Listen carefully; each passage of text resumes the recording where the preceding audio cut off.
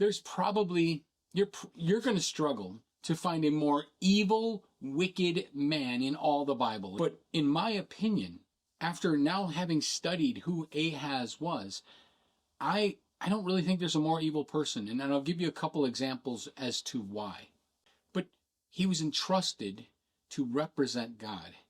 And he profaned it in such a way that not only did he bring destruction on himself, but he brought destruction on God's people and the world around them. It upsets me to think that this man did it, and yet I see so many of us doing it today. 2 Kings chapter 16 picks up and says, Ahaz was 20 years old when he became king, and he reigned 16 years in Jerusalem.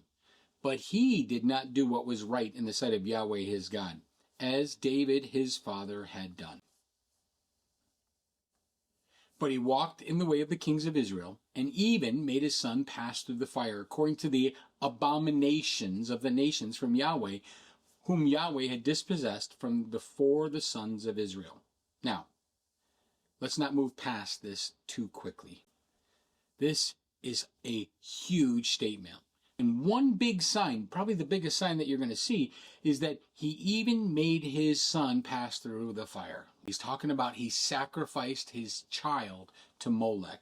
He practiced child sacrifice to Molech. We've already talked about these things, but I want you to think about how important this really is. Because, again, when our leaders do evil in the name of God, in the office of God, that we could dig into that one for hours. In this particular case, you have a king who's supposed to rule over God's people according to God's ways.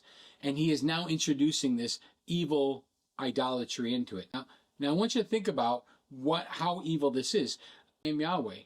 How about Leviticus 20, verse 2 and 5 through 5 says, You shall also say to the sons of Israel, any man from the sons of Israel, or from the sojourners sojourning in Israel, gives any of his seed to Molech, shall surely be put to death.